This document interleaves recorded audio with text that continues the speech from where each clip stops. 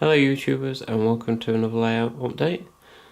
A few things have been going on since the last one, so I'll show you what's been going on. Right, as you can see, the second viaduct is now done. So that's just all the only thing I've got left to do with that one is obviously connect the pillars to them, and then that's it. One thing I forgot to show in the other video was with that one is the brick underneath. So obviously painted it red and then just put the mortar on, paint it underneath. So that's not turned out too bad. Might put a little bit of weathering on that yet, so we'll see. But yeah, so they're done. So just obviously just got to connect the pillars on, and then that one's done, and then it'll be a case of sorting it out for that. One of the other things we'll be just started doing a few minutes ago was I'm going to be changing the sidings from there to over here where the goods sheds are. Excuse me. Thought about it the other day when I was at work, trying to make the areas a bit better, because I didn't really like the goods yard like that. I wanted to be a bit better. So I was busy thinking, and so what's going to happen here is now it's a freeway point there, as you can see. So then you have that one siding going all the way to there, and then that one runs alongside it to there, and then coming off that one just there is going into the long wire point, and then that's a separate siding there, and then that goes into a little point there, and then that one obviously goes all the way down to there, and then that one there, that side of it. So I know it's not massive sidings, but I don't need them to be big. It's just to hold obviously some trucks and bits and bobs. So hopefully that'll make the good use of that area there. So this area over here, like I just said a few minutes ago, is going to be the engine shed area. So this point here is staying, and then just put that in there, and that's going to be the wire point there. So it will split nicely down there, and then it'll just gets back into focus. There we go. Just finished there at the end with the shed there, and then obviously a point I'll go up there, and then one will go down the side of there, so it's a nice long side in there, and then another one off the point will go up alongside it to probably about where that one is there, and that will be where all the milk tankers and etc will go. So it'll tidy this area up a bit more as well, so should make it better hopefully, fingers crossed. So you can see now the engine shed has moved to where the sidings is, and then the sidings have gone to where the engine shed was. I'll show you that in a minute, but all I've got left to do is fit the point motors in, which I'll do probably at the weekend.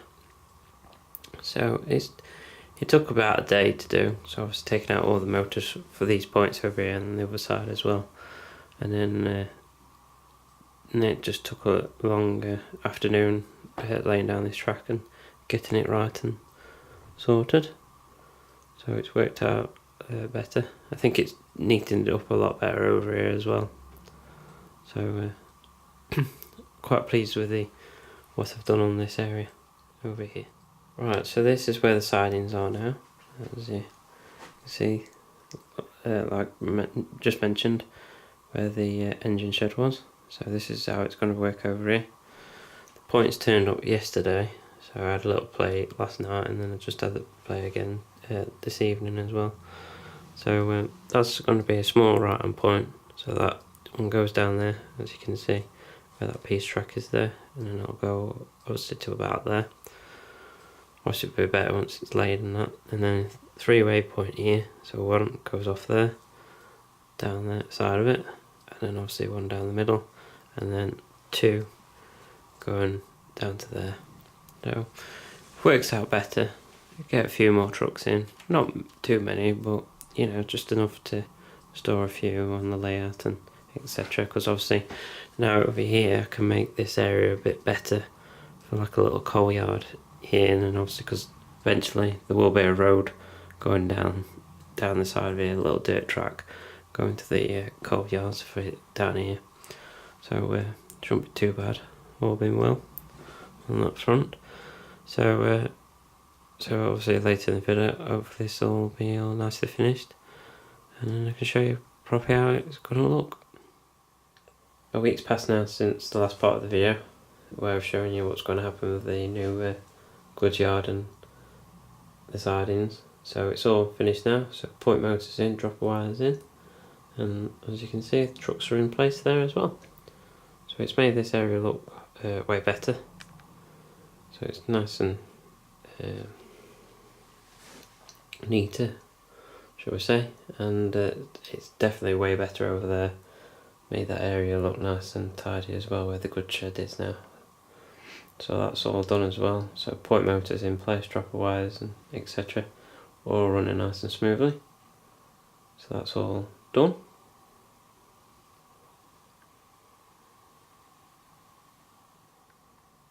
So obviously I'm stood in the middle of the layout now, so you can get a better viewing of the sidings, what happens here. So obviously it goes as a point there, a 3 and a Y just underneath them trucks, so that splits nicely after there.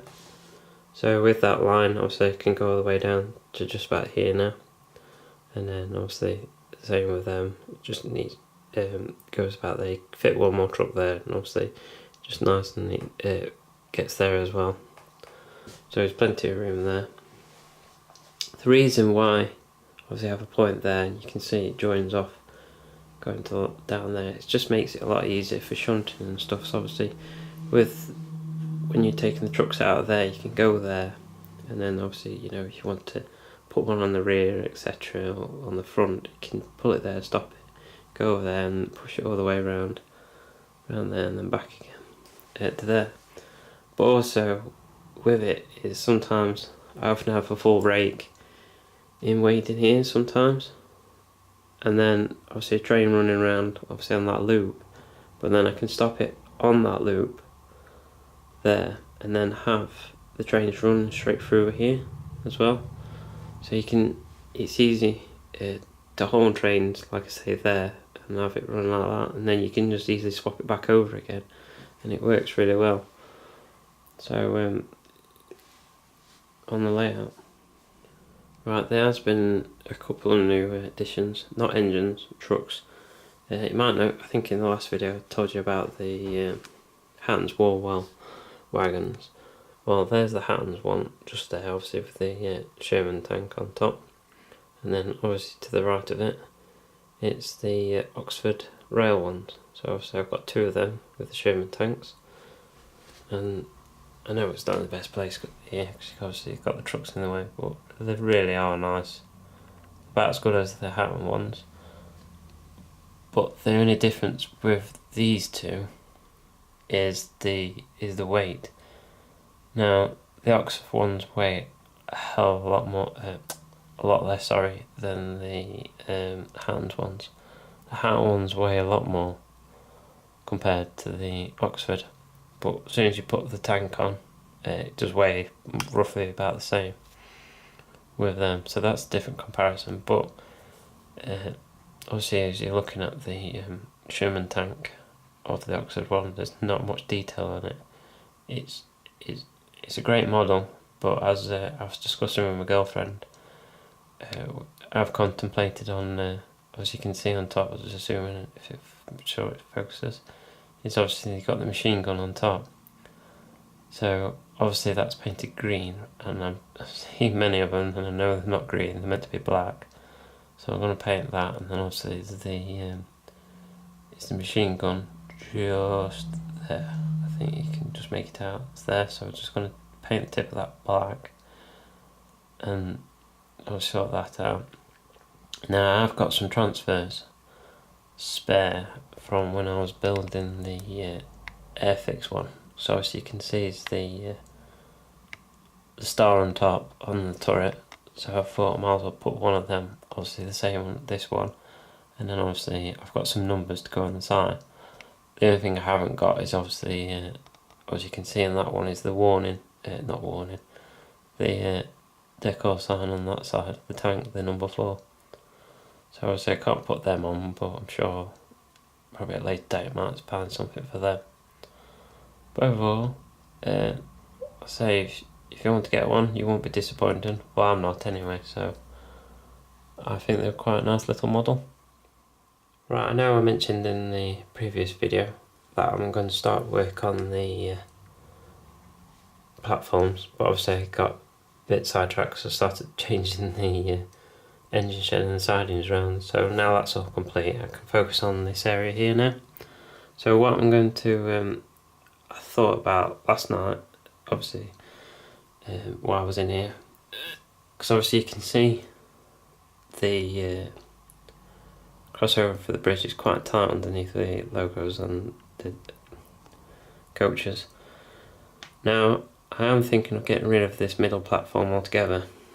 So obviously this platform, just zoom out a bit, this platform will stay, and obviously that one, but to bring that track over a touch into the closer that way, so, and that one probably might move that way a touch as well, just so the bridge can cope with obviously the 2 tracks, because I don't think I need the platform in the middle, and just have the 2 platforms there, and then obviously give it a bit more room here, but then obviously it's just, I only need to build 2 to go down here then.